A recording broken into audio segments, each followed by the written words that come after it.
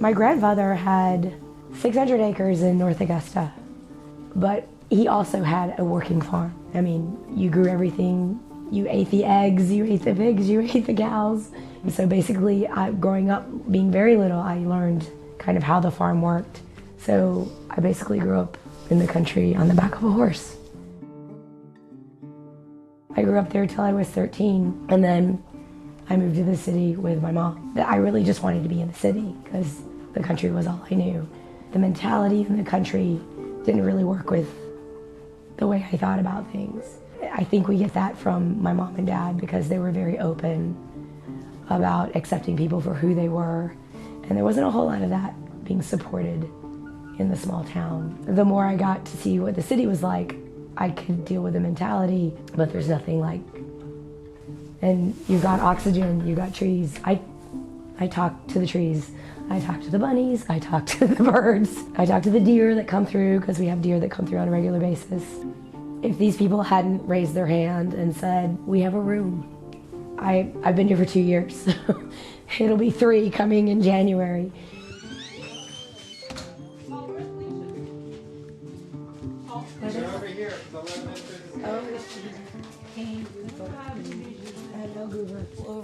And they are totally good with, if you have something to do, just go and do it. And then come back to us when you're done. So I take care of everything, anything that needs to be done, from the horses to filling the bird feeders to laundry. They gave me a room, a roof, a place over my head. They knew that acting was my goal. That was it. That was all I wanted to do. That was my chapter 2. I had a high school sweetheart. We dated up through my senior year, and then we parted ways. Through Facebook, I was able to find him again, and we reconnected. He bought a horse farm, and I would do, a play every once in a while. It was one of those things where I knew that this was still a part of myself that wasn't getting fed, and then something horrible happened. He and I ended up parting ways after 9 years. I don't know how to explain the situation, but I think I was his midlife crisis. And that's when I asked myself the question, what is the one regret you would have? And it was the acting. And so I said, look at you. You're free. And you have the ability that you've never had in your whole life to pick up and go anywhere in the world. What is it? And it was acting.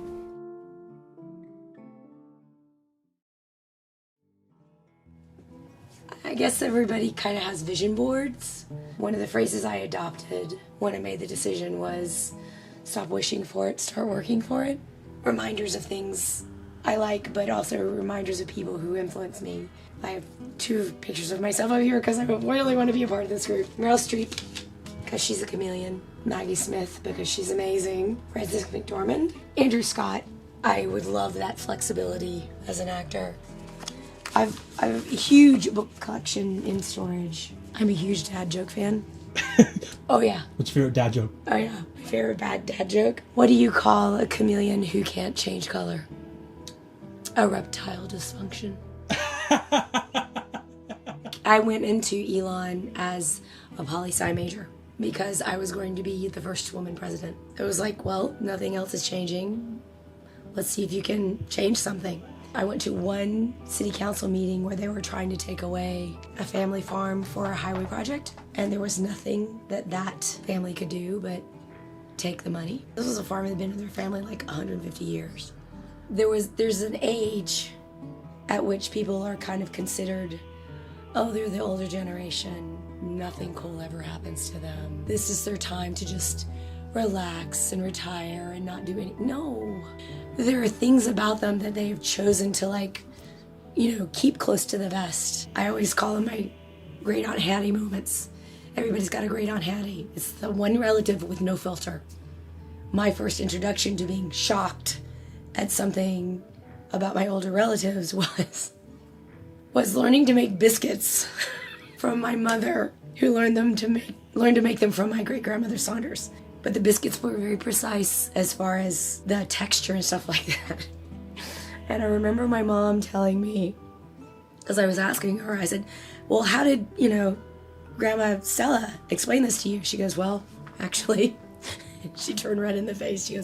She said, when you could take a scoop of them and they felt the texture of a man's testicle. And I was like, what? I never even thought about my grandmother who had 9 children in that way. When something like that happens, it's like this whole window opens up and you're like, ooh. So just to understand that there's not a discard date to a person who's older.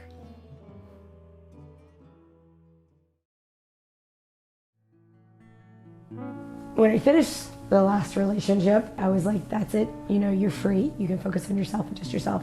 And lo and behold, someone else got in touch with me and we started chatting, and he is my boyfriend now. He's a director in Wilmington. I laid it out for him. I said, okay, I really like you. I like talking to you. We can start, you know, driving back and forth and seeing each other. I said, but my focus is this. He goes, I got you.